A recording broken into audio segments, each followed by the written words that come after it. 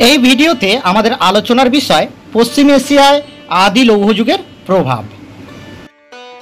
এই ধরনের একের পর এক ভিডিও আমরা আপলোড করছি।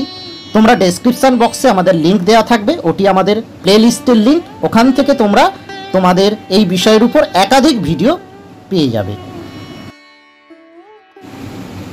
প্রথমেই বলে রাখি পশ্চিম এশিয়ার ভৌগোলিক পরিচিতি সম্পর্কে। ভৌগোলিকভাবে 5টি সাগর, কৃষ্ণ সাগর, ভূমধ্যসাগর, লোহিত সাগর, পারস্য উপসাগর এবং কাস্পিয়ান সাগর দ্বারা পরিবেষ্টিত এই পশ্চিম এশিয়া। প্রাচীন যুগের একটি ভৌগোলিক একক হিসাবে অ্যানাতোলিয়া, লেভান্ট, মেসোপটেমিয়া, ইরান ও আর্মেনিয়া পর্বতমালা নিয়েছিল এই পশ্চিম এশিয়া। আধুনিক পশ্চিম এশিয়ার মধ্যে পড়ে ইরান, ইরাক, লেবানন, জর্ডন, তুরস্ক, কুয়েত ও আফগানিস্তান। পরিবেশগত দিক থেকে এই পশ্চিম এশিয়া একদিকে রুক্ষ ও প্রায় রুক্ষ, যেখানে বৃষ্টিপাত কম হয়, আবার অন্যদিকে টাইগ্রিস ও ইউফ্রেটিস নদীকে ঘিরে উর্বর উপত্যকা, যার একটি বৃহৎ অংশ জঙ্গলাকীর্ণ। আনাতোলিয়া মালভূমির পন্টাস পর্বতমালা, তুরস্কের টরাস ও আরারাট পর্বত এবং ইরান ও ইরাকের সীমানায় জাগ্রস পর্বত এই অঞ্চলকে পরিবৃত করে রেখেছে, অর্থাৎ ঘিরে রেখেছে।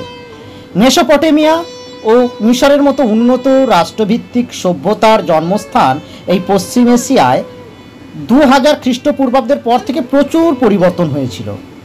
এর কারণ কি ছিল না, কৃষ্ণ সাগর, এজিয়ান সাগর ও মধ্য এশিয়ান স্টেপি অঞ্চল থেকে বিপুল সংখ্যক ভ্রাম্যমান গোষ্ঠী অর্থাৎ যাযাবর গোছের কিছু মানুষজন পশ্চিম এশিয়ায় চলে এসেছিল। এদের মধ্যে সবচেয়ে গুরুত্বপূর্ণ ছিল ইন্দো ইউরোপীয় গোষ্ঠী, যারা জার্মান,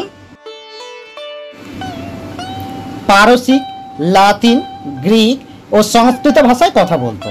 এই ভাষাগোষ্ঠীর প্রধান সদস্য গোষ্ঠী ছিল ইন্দো আর্য, হিট্টাইট ও মিটান্নি। এদের মধ্যে হিট্টাইট ও মিটান্নিরা পশ্চিম এশিয়াতে বসবাস করতে শুরু করে।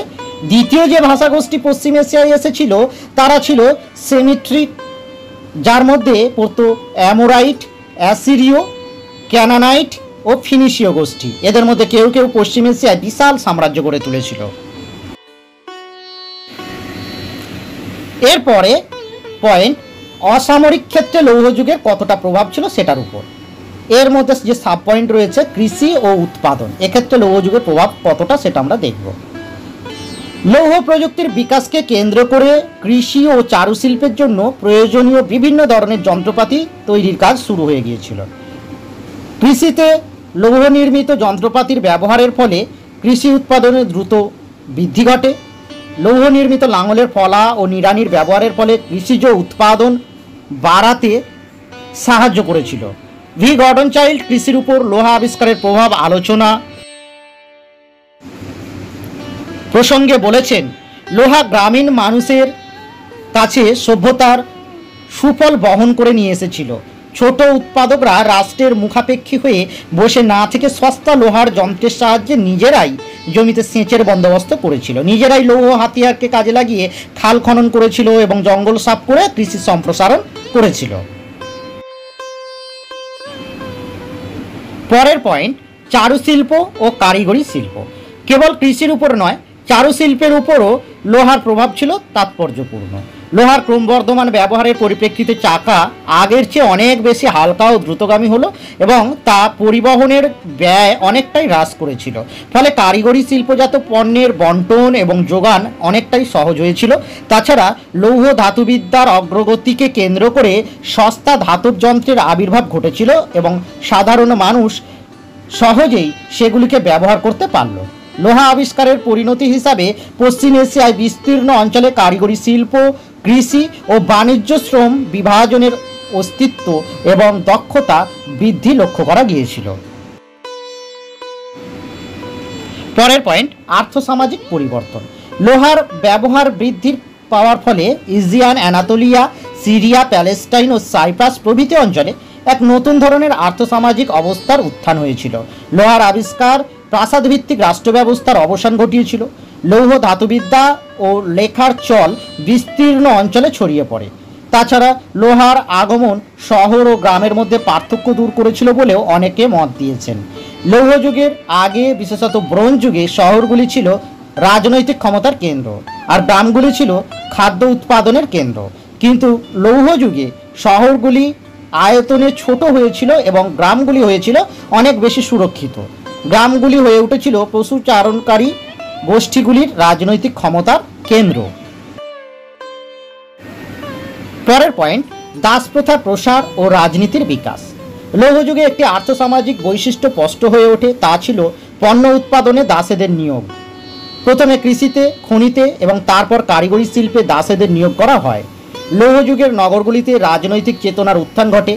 জে.ডি. বার্নাল তার সায়েন্স ইন হিস্ট্রি গ্রন্থে লিখেছেন, শহরের বিভিন্ন শ্রেণীর রাজনৈতিক সন্ত্রাসের মধ্যে থেকে একে একে গোষ্ঠীতন্ত্র, স্বৈরতন্ত্র এবং গণতন্ত্র প্রভৃতি শাসন পদ্ধতির উত্থান ঘটে। আমরা এতক্ষণ অসামরিক ক্ষেত্রে লোহার প্রভাব দেখলাম, এবার সামরিক ক্ষেত্রে লৌহযুগের প্রভাব এটা দেখব। প্রথম পয়েন্টের, রথ ও ঘোড়ার ব্যবহার। লোহার আবিষ্কার ও লৌহ প্রযুক্তির বিকাশ সামরিক ক্ষেত্রে বৈপ্লবিক পরিবর্তন নিয়ে এসেছিল। লৌহযুগে যুদ্ধক্ষেত্রে দুটি গুরুত্বপূর্ণ পরিবর্তন লক্ষিত হয়। প্রথমত যুদ্ধে ঘোড়ার ব্যবহার এবং দ্বিতীয়ত লৌহদণ্ড ও হালকা চাকা বিশিষ্ট রথের ব্যবহার। যদিও পশ্চিম এশিয়াতে খ্রিস্টপূর্ব 2য় সহস্রাব্দের গোড়ায় ঘোড়ার ব্যবহার চোখে পড়েছিল, কিন্তু লৌহযুগের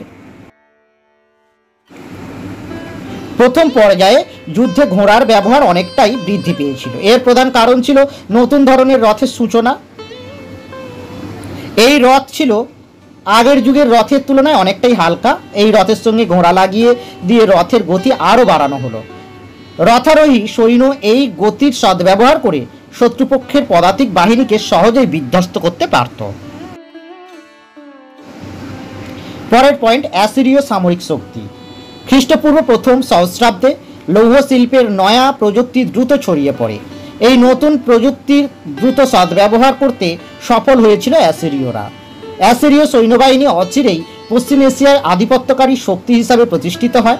অ্যাসিরীয় সৈন্যরা ভারী রথ ব্যবহার করত, ফলে রথগুলি টানার জন্য 2টির জায়গায় 4টি ঘোড়ার প্রয়োজন পড়ত। তাছাড়া অশ্বারোহী সৈন্যের সূচনাও হয় এই অ্যাসিরীয়দের হাতে।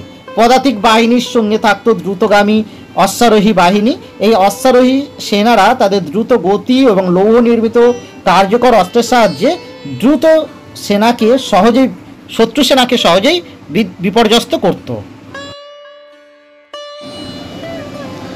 পরের পয়েন্ট, জাহাজ নির্মাণ ও সামুদ্রিক বাণিজ্য। লৌহযুগে আর এক তাৎপর্যপূর্ণ অবদান জাহাজ নির্মাণে এবং জাহাজের কার্যকর্তার দ্রুত উন্নতি।